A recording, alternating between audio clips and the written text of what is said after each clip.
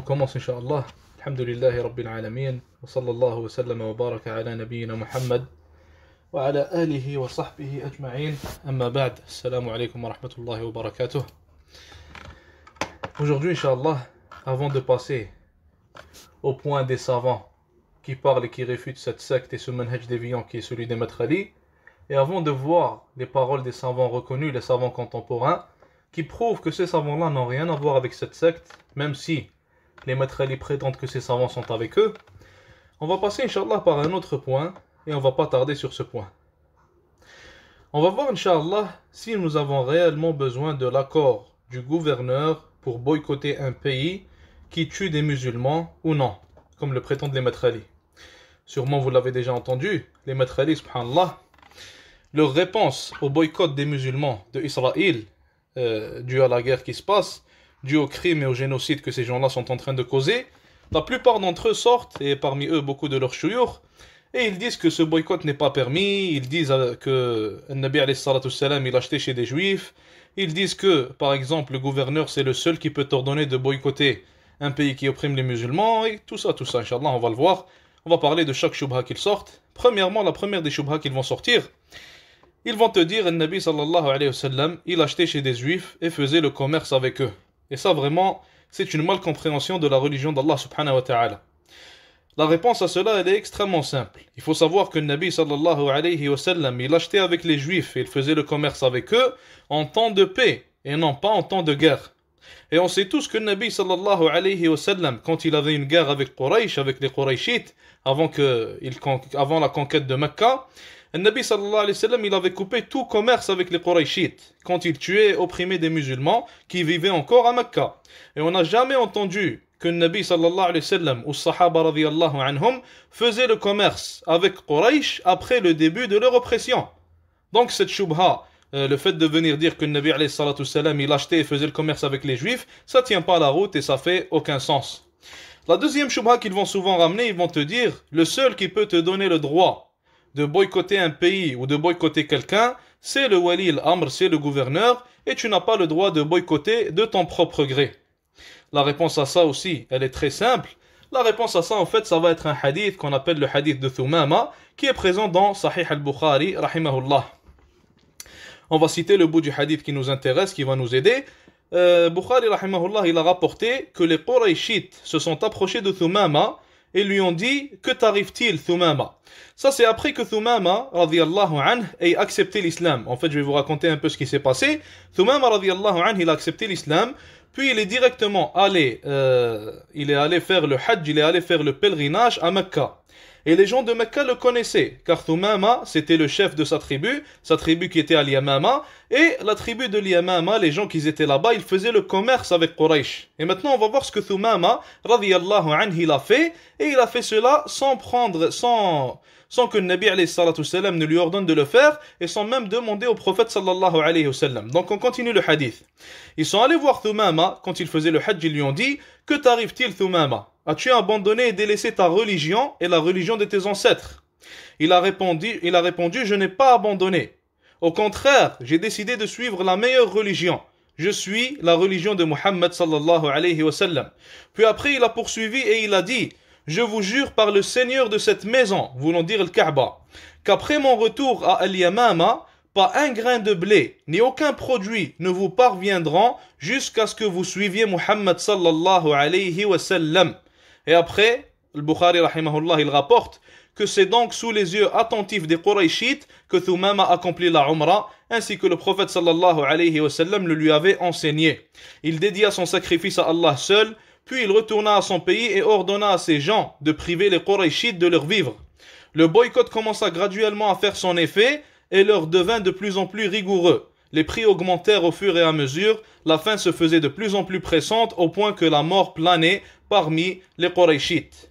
Donc ce hadith il ne peut pas être plus clair. Et Thumama radiyallahu anhu, il est allé à Mecca, puis après directement il est allé à Yamama. Il n'a pas parlé au prophète alayhi salatu salam de ce boycott, il ne lui a pas demandé est-ce qu'il avait le droit de le faire, et quand le Nabi sallallahu alayhi wa sallam il a entendu parler de cela, il ne lui a pas rapproché ce boycott et ne lui a rien dit.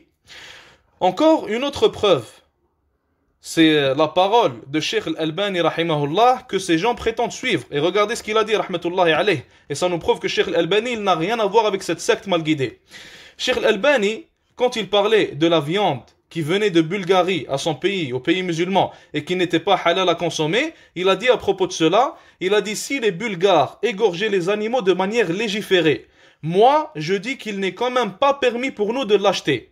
Il est plutôt obligatoire de les boycotter jusqu'à ce qu'ils arrêtent de faire couler le sang des musulmans là-bas. Subhanallah, le sentiment de fraternité est mort. Sa parole est finie. Donc encore une fois, Cheikh Al-Albani, que ces gens-là prétendent suivre, que ces gens-là prennent pour l'un des imams de nos temps, et il est réellement l'un des imams de nos temps, sauf que Cheikh Al-Albani, rahmatullahi alayh, n'était en rien un maître Ali et n'a rien à voir avec les maîtres Ali. Et on va voir, Inch'Allah, dans les prochains épisodes, certaines de ses paroles prouvant qu'il est contre eux, et même des paroles où il a critiqué directement leur tête, Rabi' al-Maître Ali. Et parmi ces paroles-là, on a celle qu'on vient de citer.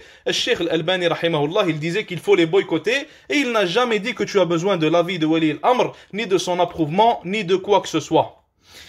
Cheikh Sa'di aussi, il a parlé de ça, l'écrivain du tafsir Sa'di rahimahullah, Cheikh Sa'di qui était l'enseignant de Cheikh Ibn Uthaymin et de beaucoup d'autres savants. Cheikh Ibn Jibrin aussi avait cet avis, et Cheikh Ibn Uthaymin rahimahullah, eux aussi avaient cet avis. Et Cheikh Al-Luhaydan rahimahullah, que ces gens-là prennent aussi pour l'un des leurs, il a dit, acheter les produits de l'ennemi est un type de gaspillage d'argent. Il a aussi dit, concernant ceux qui disent que le boycott ne se fait qu'avec l'approuvement du gouverneur, il a dit, je cite, « Ceci n'est pas correct. Il est permis aux commerçants de ne pas acheter des produits si le pays duquel ils proviennent, on y insulte le messager d'Allah, sallallahu alayhi wa sallam. » Encore une fois, Cheikh Al-Haydan, qu'il prétend être l'un des leurs, il leur répond clairement et leur dit que chacun a le droit de faire ce qu'il veut avec son argent et que les commerçants devraient même boycotter ces pays-là qui insultent Allah, qui insultent son messager et qui tuent les musulmans. Contrairement à la aqidah, contrairement au manhaj des maîtres Ali, qui te disent que seul Wali al-Amr a le droit de t'ordonner de faire cela ou de ne pas le faire. Et aussi, subhanallah, moi je suis sûr que si l'un de ces maîtres Ali, son père se faisait insulter par un commerçant ou par un gérant de magasin ou quoi que ce soit, il va délaisser ce magasin, il ne va plus jamais y aller et il ne va plus jamais rien y acheter. Mais subhanallah, quand quelqu'un tue les enfants et tue les femmes et commet un génocide sur ses frères musulmans, il s'en fout et son cœur ne ressent rien. Wallah al-musta'an. Un autre point, une autre shubha qu'ils vont sortir, ils vont te dire le boycott fait par de simples gens, par de simples individus n'a pas de grand effet. Ils vont te dire c'est seulement le boycott qui est fait par un pays au complet ou par le gouverneur qui peut avoir un grand effet. Et ça, Inch'Allah, on va y répondre en citant par exemple ce que la chaîne RTB Info a dit concernant le boycott après la guerre de Gaza. Je cite leurs paroles. Ils ont dit la chaîne de restauration rapide McDonald's voit ses ventes reculer dans certains pays du Moyen-Orient, mais également dans d'autres zones du monde. Dans ce contexte de la guerre dans la bande de Gaza, le directeur général de McDonald's évoquait la semaine dernière sur le réseau LinkedIn un impact commercial significatif. Donc là, on voit que le directeur général de McDonald's lui-même nous dit que notre boycott il a un impact significatif, contrairement à ce que ces maîtres Ali veulent prétendre.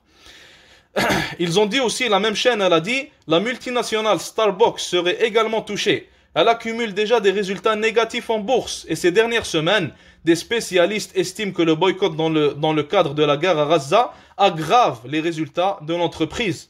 Il y a aussi certaines chaînes qui ont dit que Starbucks a perdu 11 billions de dollars à cause de ce boycott. Donc, on voit clairement que le boycott, il a eu un effet dévastateur et il a un effet très positif pour nous les musulmans et que grâce à notre unité, grâce à ce qu'on a fait, alhamdulillah, Allah Azza wa Jal, il a fait en sorte que certaines de ces compagnies quittent les pays musulmans et il a fait en sorte que certaines de ces compagnies revoient leur manière de faire et revoient les positions qu'elles ont prises. Et subhanallah, on dirait que les maîtres Ali, à chaque fois qu'ils voient les musulmans unis sur une bonne chose, à chaque fois qu'ils voient un effet positif sur la Ummah, ils n'aiment pas ça et ils vont à l'encontre de la Ummah wal iyadu billah. Qu'Allah nous préserve. Maintenant, on va voir, Inch'Allah, les paroles des savants contemporains connus, prouvant qu'ils n'ont rien avec cette secte, et on va voir leur réfutation aussi de ce manhaj déviant.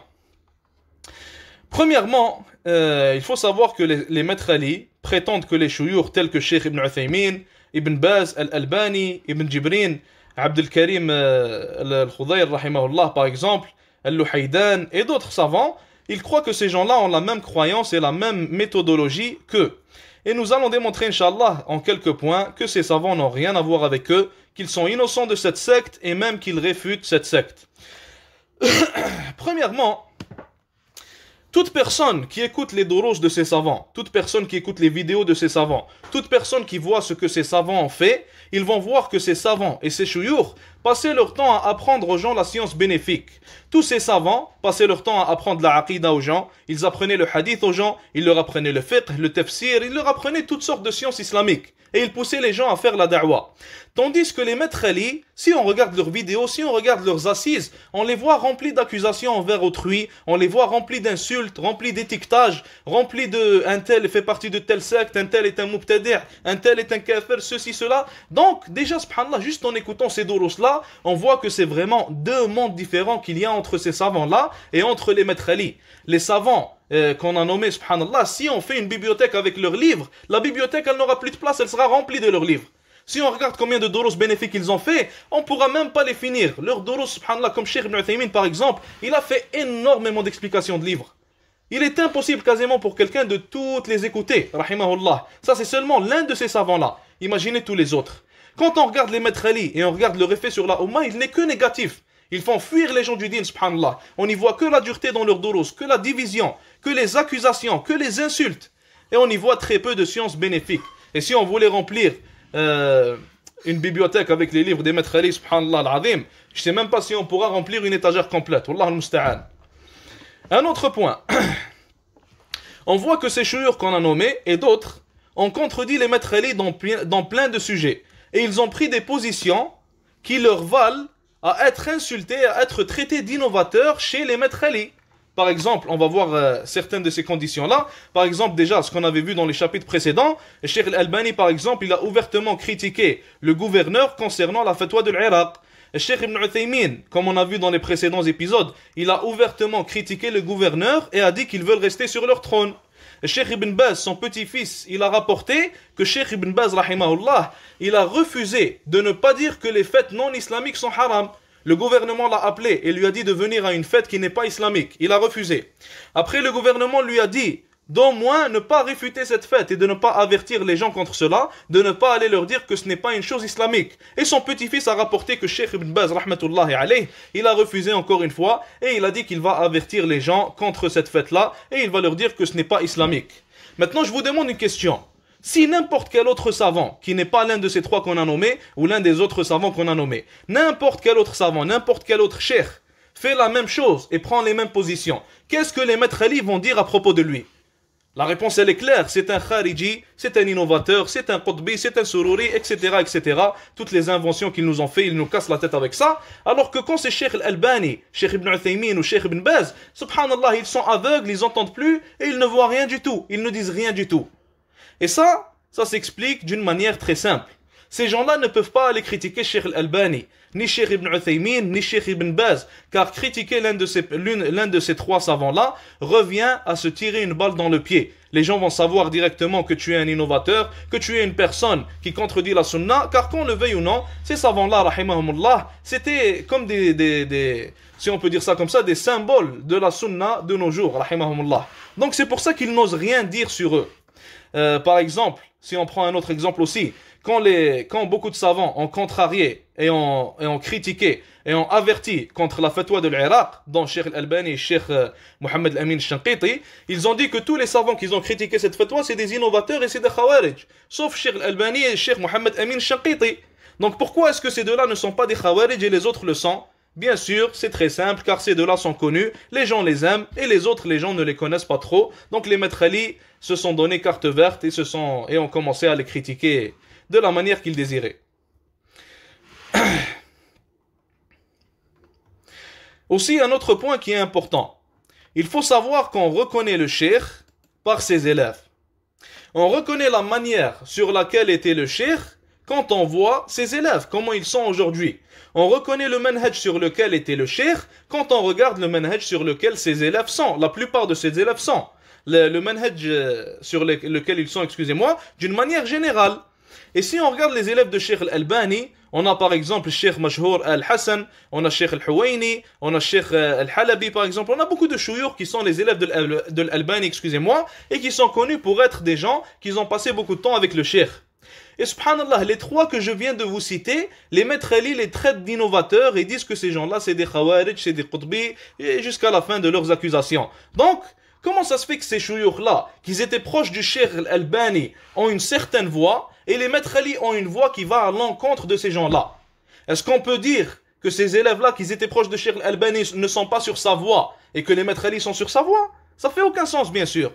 Par exemple, Cheikh Ibn Uthaymin, parmi ses élèves, on a Cheikh Salih Al-Munajjid, on a Cheikh Abdullah Sa'd, on a Cheikh Uthman Al-Khamis et beaucoup d'autres. Et les trois que je viens de vous nommer encore une fois, les maîtres Ali disent que ce sont des khawarij et des innovateurs.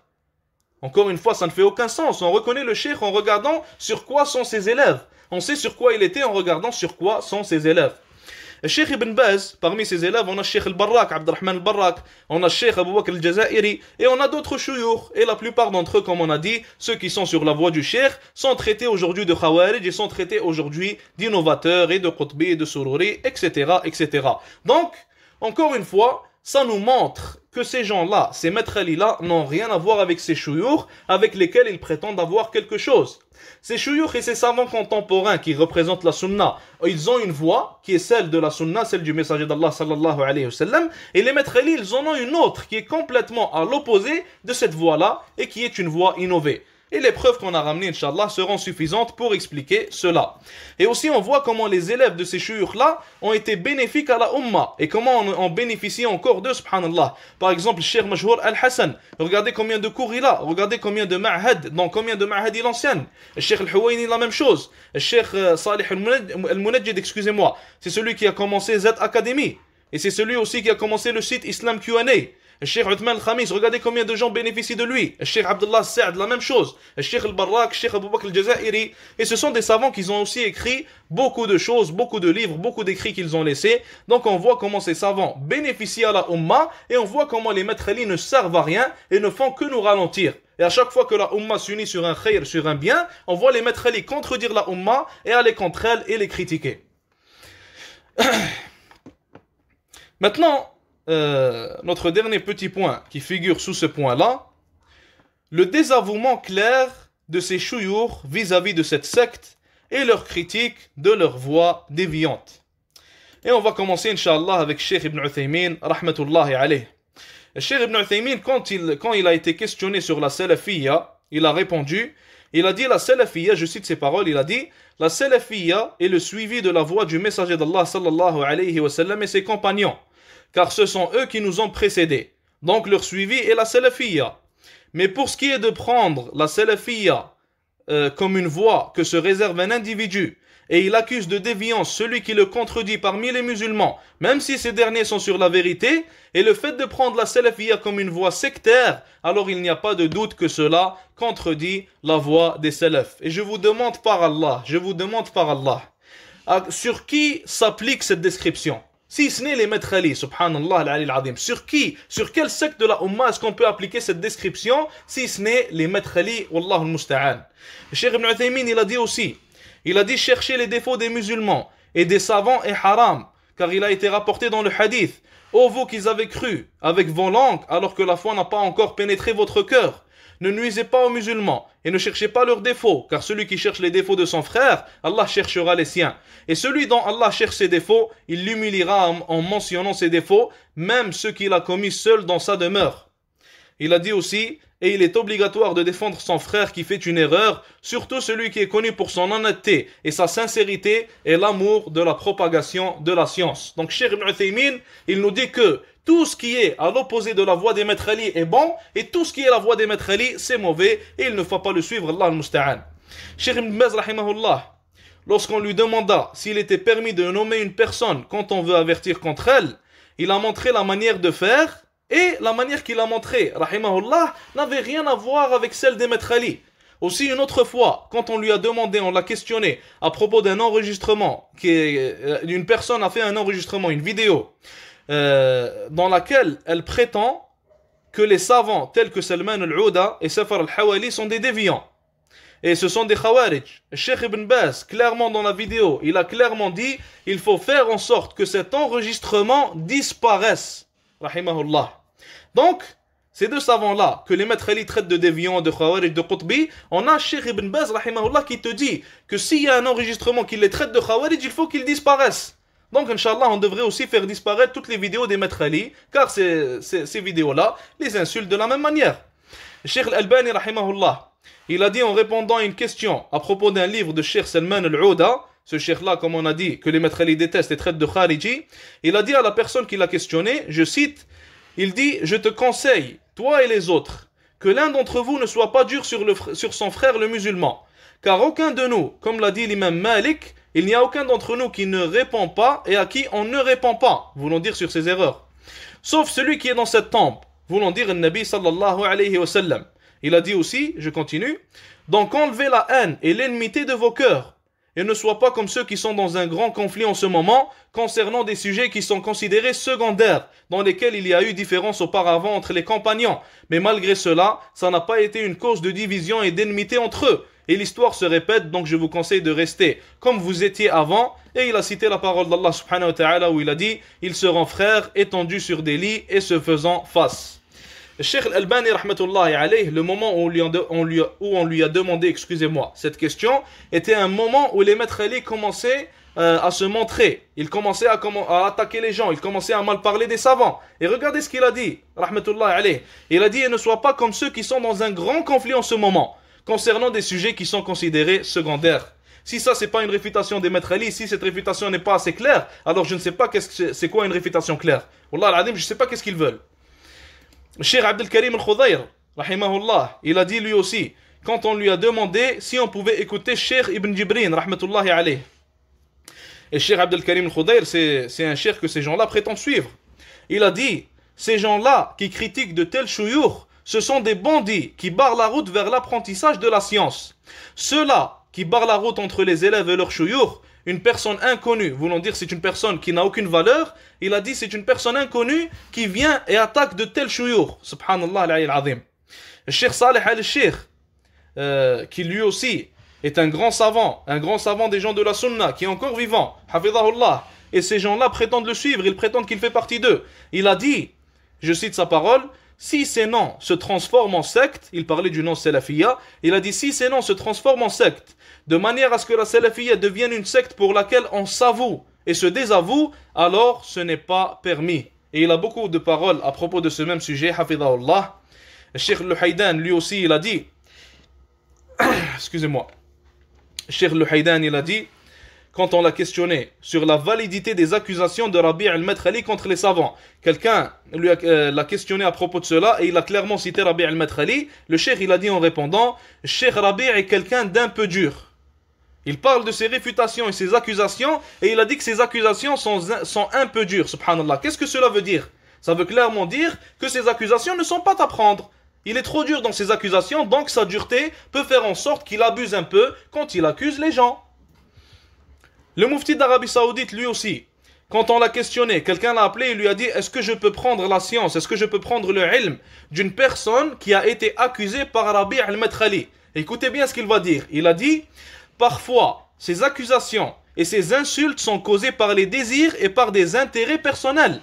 Je n'aime pas rentrer dans ce genre de choses. Je dis, les étudiants en sciences, et si on sent qu'il y a une erreur, alors on en discute. J'ai pas très bien compris en fait l'autre parole qu'il a dit.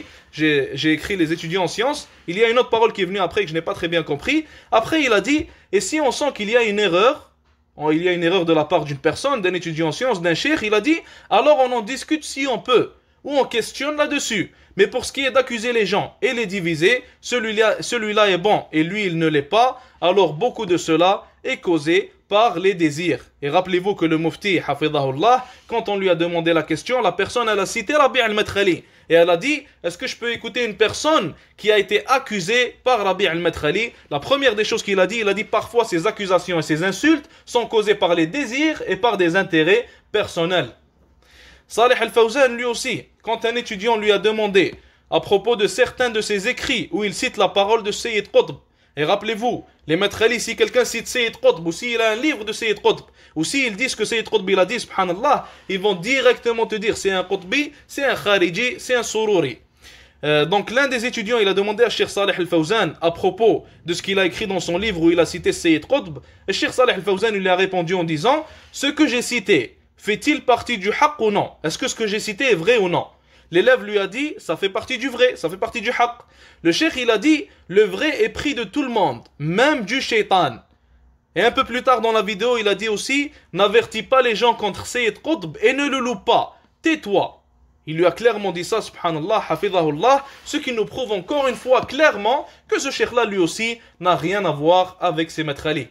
Le cheikh Walid Saïdan, lui aussi, il a dit, il n'est pas permis à l'un de nous de faire partie de cette secte qui fait le tabdi' des savants et qui renie leurs efforts et qui les fait passer pour des traîtres et met des points d'interrogation sur eux, voulant dire fait douter les gens d'eux, et écrit des rapports au gouvernement sur eux, par oppression et enmité. La seule chose qu'a gagné le rang des musulmans de ces gens-là est la division. Par Allah, quelle fraternité ont-ils pu appliquer? Et ça, c'est la fin de sa parole. Hafidhahullah. Donc encore une fois, on voit les paroles de ces chouyours, on voit qu'ils sont clairement contre ce manhaj, on voit qu'ils sont clairement contre ces gens-là, on voit qu'ils n'ont clairement rien à voir avec ces gens-là et avec ces maîtres Ali, et on voit que la voix de ces savants est la voix de la sunna, et la voix des maîtres Ali, c'est la voix des mubtadi', c'est la voix des innovateurs. Et si l'un des maîtres Ali veut me répondre, ou il veut critiquer ce que je viens de dire, alors qu'il commence par répondre à Cheikh Ibn Baz, Ibn Uthaymin et Al-Albani, avant de me répondre à moi, Inch'Allah. Maintenant, on va parler des réfutations des savants de Rabi' al-Madkhali, ce qu'ils ont dit à propos de lui. Rabi' al-Madkhali, comme vous le savez tous, c'est la tête des maîtres Ali, et on va voir, Inch'Allah, qu'il a été réfuté par un grand nombre de chouyours, et même par des maîtres Ali. Et ça, on va le voir, Inch'Allah, pas aujourd'hui, mais dans un autre épisode, dans un autre chapitre, spécialement pour ça. Et il faut savoir que depuis le début, comme vous l'avez remarqué, je n'ai cité aucun savant que ces gens-là traitent de Khariji ou de Qutbi ou de quoi que ce soit. J'ai seulement cité les savants que ces gens-là voient comme des savants de la sunna, que ces gens-là croient être des savants maître Ali comme eux. J'ai cité seulement ces gens-là pour qu'on les frappe avec leurs mêmes principes, avec leurs mêmes usul, et pour qu'on leur prouve, avec leurs propres preuves qu'ils sont des innovateurs et qu'ils n'ont rien à voir avec la sunna. Comme Cheikh Ibn Taymiyyah, l'imam Ibn Taymiyyah, rahimahullah, il a dit, il n'y a personne qui innove une innovation sans que la réponse à son innovation soit dans son innovation. Rahimahullah. Cheikh Salih al-Fawzan, on lui a demandé concernant celui qui dit que les actions sont un composant de complétude de la foi et non pas de validité. Ça c'est une mas'ala de aqida. Cheikh Salih al-Fawzan, on lui a demandé à propos de celui qui a un tel avis dans la aqida concernant la foi. Il a dit ceci est invalide, ceci n'est pas la voie de Ahlus Sunnah, ceci est la voix des Murji'a, et il a dit que celui qui a dit ça, c'est un menteur. Sauf que jusque-là, la personne ne lui a pas dit que c'est Rabi' al-Madkhali qui a dit cette chose-là. Puis après avoir entendu tout cela, celui qui a demandé la question, le demandeur, il a clarifié que Rabi' al-Madkhali était celui qui avait dit cela. Le cheikh, il a continué en disant, ceci est un mensonge. Ceci est du mensonge, excusez-moi, pas un mensonge. Donc, le cheikh nous dit clairement, excusez-moi, que les paroles de Rabi' al-Madkhali, ce qu'il vient de dire, c'est un mensonge. Et il nous dit que c'est un menteur et qu'il n'est pas sur la voie de Ahlus Sunnah à propos de cette chose-là. Le cheikh al-Luhaydan, quand on l'a questionné, et ça on l'a déjà cité, quand on l'a questionné sur la validité des accusations de Rabi' contre les savants, il a dit Cheikh Rabi' est quelqu'un d'un peu dur. Et comme on a expliqué, ça parle de ses accusations. Donc s'il est trop dur dans ses accusations, s'il est un peu dur, ses accusations ne tiennent plus la route. Cheikh Ibn Jibrin, rahimahullah, il a dit Rabi' al-Madkhali, sa parole n'est pas acceptée en ce qui concerne le jarh wa ta'dil, car il a des erreurs dans ses livres indiquant son ignorance ou le fait qu'il fasse semblant d'ignorer à propos de ce qu'il dit. Rahimahullah. Le Cheikh Al-Albani, il a dit, Rabi' al-Madkhali a écrit une lettre pour combattre les musulmans à propos de l'un de ses livres qui parlait de l'Irak. Le Cheikh Al-Albani, il a dit aussi, excusez-moi, à propos des attaques de Rabi' al-Madkhali contre Sayyid Qutb, il a dit, il apparaît pour l'un de nous qu'il est envieux de cet homme, malgré qu'il soit déjà mort. Subhanallah al-Ali al-Azim.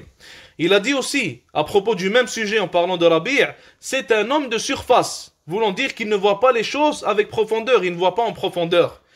Maintenant, je vous demande une question, subhanallah al-azim. Par Allah, qui prendrait ces accusations contre les gens de cette personne-là, si tu as Cheikh Al-Albani, rahimahullah, que tu prétends suivre, que tu prétends être un savant de la sunna, s'il te dit que cet homme-là est un homme de surface? Comment est-ce que tu veux prendre tes accusations contre les gens et tu veux prendre ton din d'un homme de surface? Allah al-Musta'an.